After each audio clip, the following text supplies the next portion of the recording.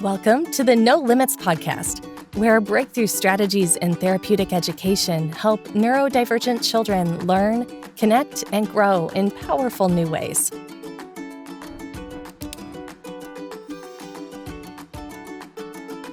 Hi, and welcome to the No Limits podcast. I'm Laura Jocelyn. I'm the owner of Ability Plus Therapy. I'm the co-founder of No Limits Academy, and I'm the co-founder of No Limits Method. I'm here today with our guest, Jared Levington. Hi. Jared used to be a teacher, which we call therapeutic educators at No Limits Academy. He also is a content creator for No Limits Method. So he does the lessons. He's really animated. Love those videos. Anyway, and also he's now a pastor of a big church. So welcome. Thank you. And thanks for having me. Yeah. And so, again, your experience is just phenomenal. I know that, since you've left, you've even had stories of seeing, children and what made you understand? I know you told your story about your perception of kids with disabilities in our first podcast, and now, what was it? Our team? Was it how we kind of do things here? Give me your insight on, the companies and how it all works together to help kids. Okay, yeah, I think that's really important for parents to understand. Yeah. Because that's part of your empowerment as well, as a parent, to understand how to navigate that. There was a period of time, and I think there is for every kid, where the therapists have to learn how to work together. And I remember that it clicked with us as we were developing this process. Yeah. There was a point where a therapist and another therapist, and then as an educator, I'm being given a directive, and I'm trying to match all these things. And there's this temptation to do an hour of this, and then an hour of that, and an hour of that. And then it's always conflicting. And we started having these meetings. Right. And we have what's called a life plan, where it's all of this stuff together. And we have all of the therapists that are familiar with this kid and what they're capable of in therapy individually. Mm-hmm. And then I'm giving them my wish list of what I know they can do in the classroom, and yet there are issues, and I'm looking at this directive, I'm looking that directive, and I'm looking at what the doctor says about what they can eat, or what they can, what they're allowed to do, and how long they're allowed to stand, and things like that. And then what this therapist says. Anyway, it all comes together. You have a conversation. Interdisciplinary conversation. Wow. 100%. Epic concept there. And what came out of that was problem solving. Mm-hmm. That was super simple. I was just one student that had this thing, and she would be in a stander, and she would be all excited and happy, and then you'd ask her to give an answer. And she would do this thing that looked like avoidance. She would take her hand and go like this.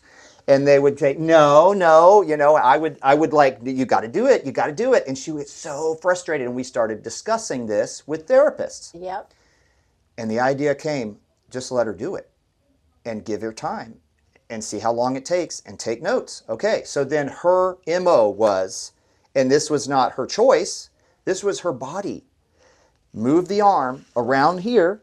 Mm-hmm. And as she's thinking, whatever process is going on, her arm's doing her thing while she's thinking of the answer. And by the time it gets back down to this, there is a perfect answer, like a direct and an accurate answer. Enjoy and release. I'm like, I'm out. I'm out finally. They know I'm here. Right. And that all came about because of honest discussion between people who are seeing the need from different perspective. And I think for a teacher, that was incredibly empowering. For a parent, you're getting that all day. You're getting it from doctors, you're getting it from therapists, you're getting it from family members that are seeing it, and everybody feels like they know your child, and they do. But as a parent, you're responsible to take all of that. And again, as I said the last time, it's not complex and incredibly difficult. It's just something you need to learn how to get used to saying and communicating with these different disciplines, and saying, okay, I see what you're having over here. Listen, this is coming from this therapist. How would you integrate that? Mm-hmm. Simple. Don't you think that it's kind of unique here, though? Because, the therapists listen to teachers here. It took me Oh yeah. Well, Took me a while. But in teachers listen to therapists, right? And they respect each other as professionals. So then that actually ends up helping the child even more, right? So that's why I'm saying the method isn't just for like just parents. It's for therapists, it's for professionals, it's for administrators, teachers, it's for everyone. Because basically, if you can kind of figure out who that child is, you'll eventually know that was actually a not behavior. neurological, like she was winding up like a baseball. Like, you know how we like have to throw a baseball, we have to wind up. I mean, that's probably wrong, and don't anyone email me. Anyway, so but she was winding up to get, she needed to do that whole process, right? And that's okay, and we have to give them time. That was a breakthrough for her. Right. And that's huge because she's still doing that today, Yeah. So no, it is unique for here. It's Right. unique, and I'm not going to say take credit and say we discovered it. I'm just saying No. God's grace, we found it. And, Well, yeah, and I realized that therapists weren't talking to teachers in the public school systems. I'm just gonna call it out. It's like literally, and it's not like we're calling it out to be like, let's just change it, right? Let's change how this works out, because if we don't, then these kids sit there trapped, Right. But I believe that like if you don't have all those disciplines talking to each other, and they care. They have to care. They have to care. Yeah, I was going to say, I don't think that there aren't many therapists out there that don't want to see your child thrive. Right. Or it's teachers. just that they may not be empowered to speak their voice and be heard in a group of other people from different perspectives. And as a parent, you can empower them to do that. And you know what? If they don't, and you find that they're resisting you on that, that's the time you might want to find another therapist. They're going to tell you things you don't want to hear sometimes. So that's not the catalyst. But if they're communicating with other professionals and giving you a well-rounded view of what your child can do to succeed, then that's great. And if they're resisting that, or if they won't hear it, then you know what? Just look around and see if you have a person that cares about your kid. But how to know that? Yeah, how to know what you are actually asking for? Because a lot of times it's the question, right? It's like what do I ask? Like, how do I even know, right? Well, that's why we did all these micro-credentials. Yeah. We have 32 micro-credentials that literally, if you don't know what a micro-credential is, it's like a small video that's like gives you all the information you need. And you may need some of it or all of it or not or none in certain videos. But those micro-credentials are like valuable for you as a parent, as you for a professional to ask the right questions of your district or what's happening with the child. Because we all connect with these children. They come into our schools and then we feel like, oh, I can't do anything because the district or, I don't know what question to ask.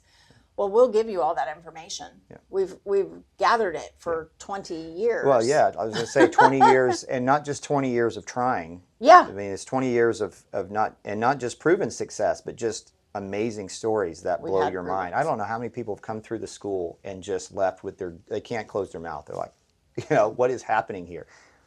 Yes. And that's why we decided to do this.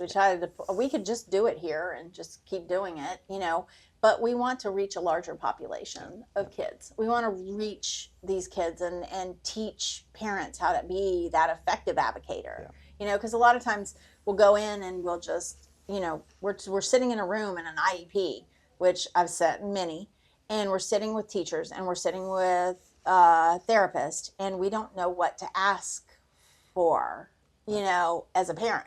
And it took me many years and owning a therapy company to understand how and the why behind it. And then when we started the school, we literally 17, 18 years ago, we're like, okay, well, I know what's wrong with the public school system and why my kids aren't.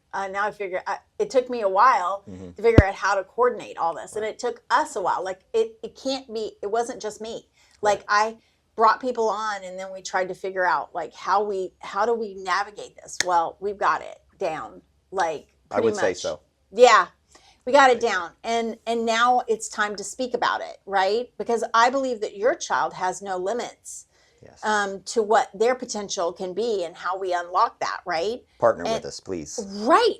And it's like the No Limits method is we made it so affordable. It's $19.99 a month, like literally, and you're getting lessons that you can use with your child to try to engage them. And I'm telling you, Jared is the best. He is the best.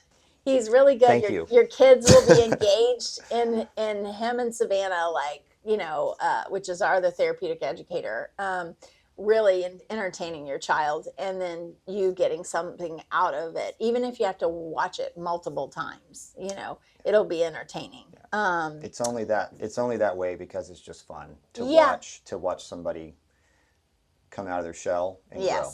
Honestly, I never had a big passion to go educate, but once I saw these kids show their potential, I was like, this is just fun. It's not even work. It's just, I can do all that stuff and it's work, but the reward from it, and it's not an altruistic thing. Some people have that perception that teachers or aides come in and just sit with these kids to be with them. No, it's the reward is actually like having fun and getting to know. Some of my richest relationships, I can say this honestly, some of my richest relationships with human beings are with those students.